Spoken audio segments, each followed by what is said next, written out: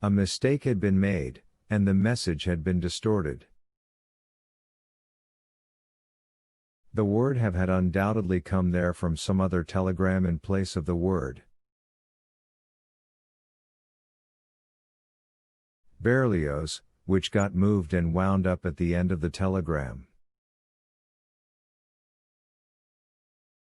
With such an emendation, the meaning of the telegram became clear, though, of course, tragic.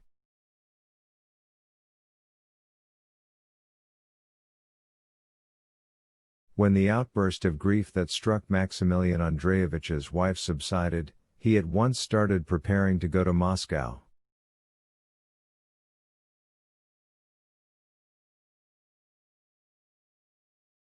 One secret about Maximilian Andreevich ought to be revealed. There is no arguing that he felt sorry for his wife's nephew, who had died in the bloom of life.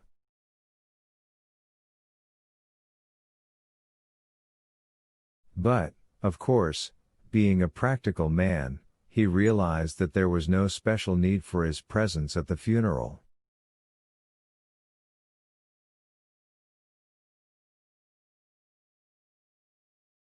And nevertheless Maximilian Andreevich was in great haste to go to Moscow.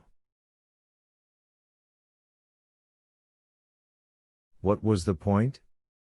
The point was the apartment. An apartment in Moscow is a serious thing. For some unknown reason, Maximilian Andreevich did not like Kiev, and the thought of moving to Moscow had been gnawing at him so much lately that he had even begun to sleep badly.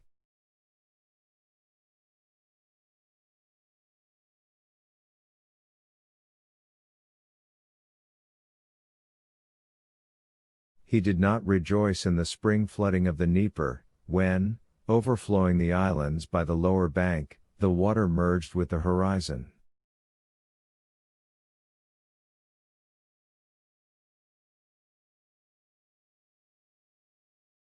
He did not rejoice in the staggeringly beautiful view which opened out from the foot of the monument to Prince Vladimir.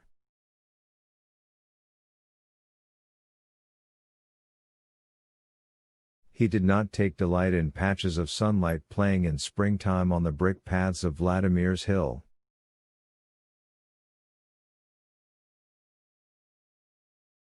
He wanted none of it, he wanted only one thing, to move to Moscow.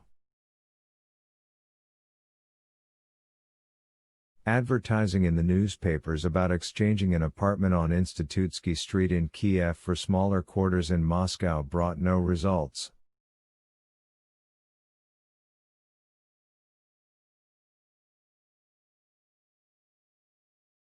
No takers were found, or if they occasionally were, their offers were disingenuous.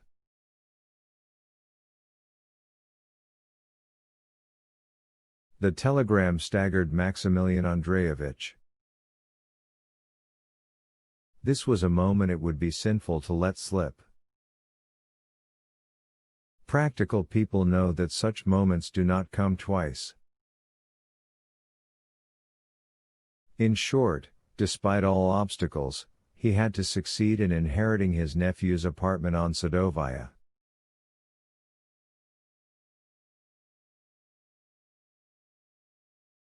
Yes, it was difficult, very difficult, but these difficulties had to be overcome at whatever cost.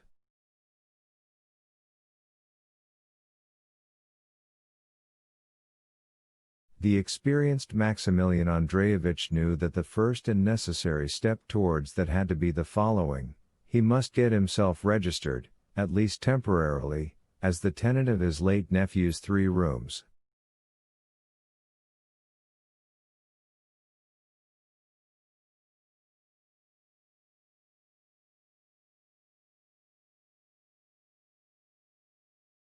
On Friday afternoon, Maximilian Andreevich walked through the door of the room which housed the management of number 502 bis on Sadovaya Street in Moscow.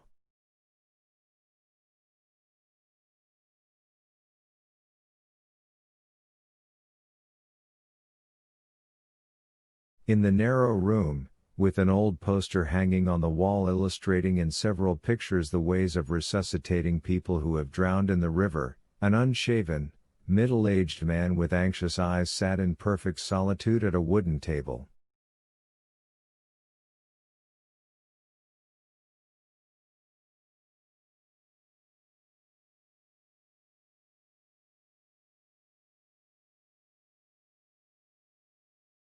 "May I see the chairman?"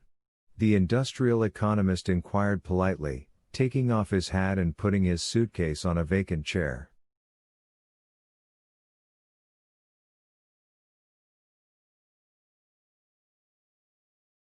This seemingly simple little question for some reason so upset the seated man that he even changed countenance.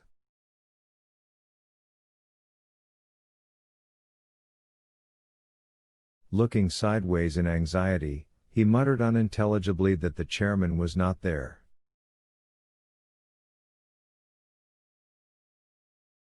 "Is he at home?" asked Poplavsky. "I've come on the most urgent business."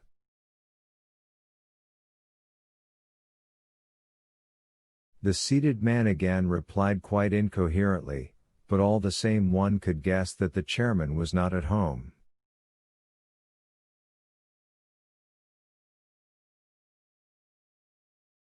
"And when will he be here?" The seated man made no reply to this and looked with a certain anguish out the window. "Aha!" the intelligent Poplavsky said to himself and inquired about the secretary.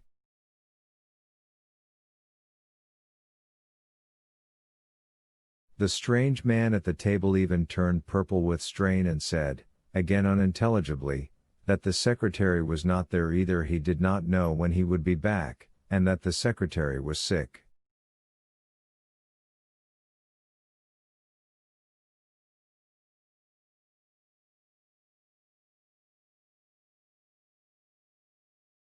"Aha!" Poplavsky said to himself. "But surely there's somebody in the management?"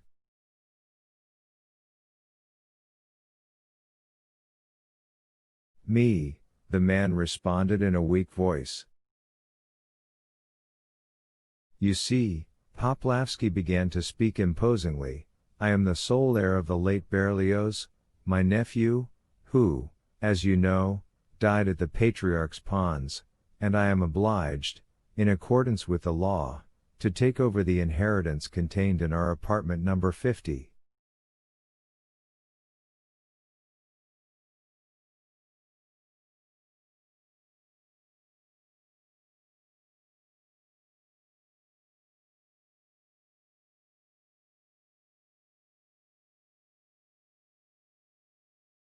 "I'm not informed, comrade," the man interrupted in anguish.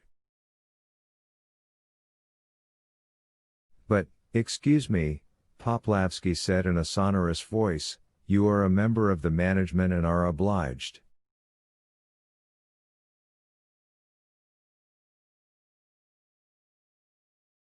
And here some citizen entered the room.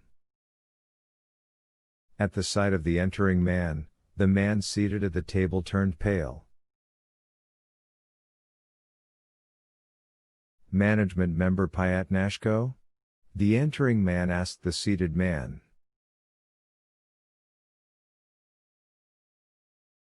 "Yes," the latter said, barely audibly.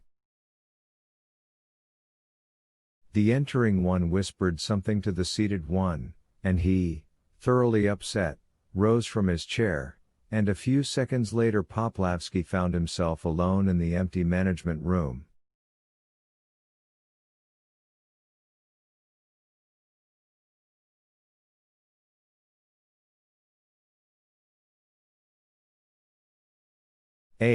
What a complication! As if on purpose, all of them at once, Poplavsky thought in vexation, crossing the asphalt courtyard and hurrying to apartment number 50.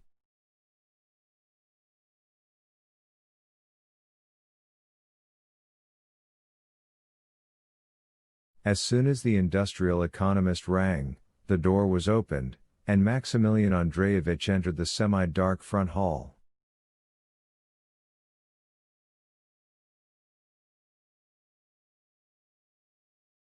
It was a somewhat surprising circumstance that he could not figure out who had let him in. There was no one in the front hall except an enormous black cat sitting on a chair.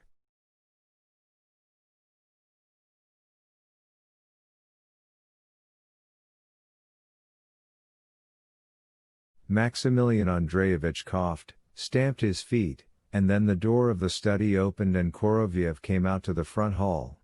Maximilian Andreevich bowed politely, but with dignity, and said,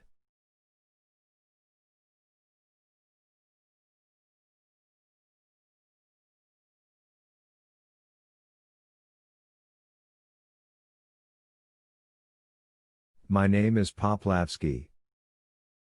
I am the uncle." But before he could finish, Koroviev snatched a dirty handkerchief from his pocket, buried his nose in it, and began to weep.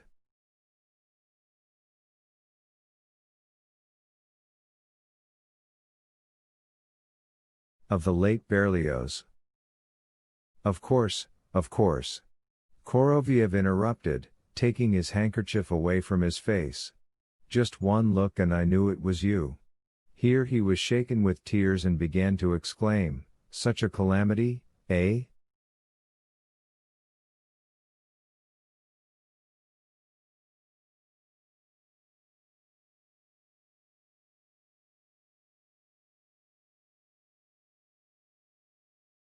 "What's going on here, eh? Run over by a tramcar?" Poplavsky asked in a whisper. "Clean!" cried Koroviev, and tears flowed in streams from under his pince-nez.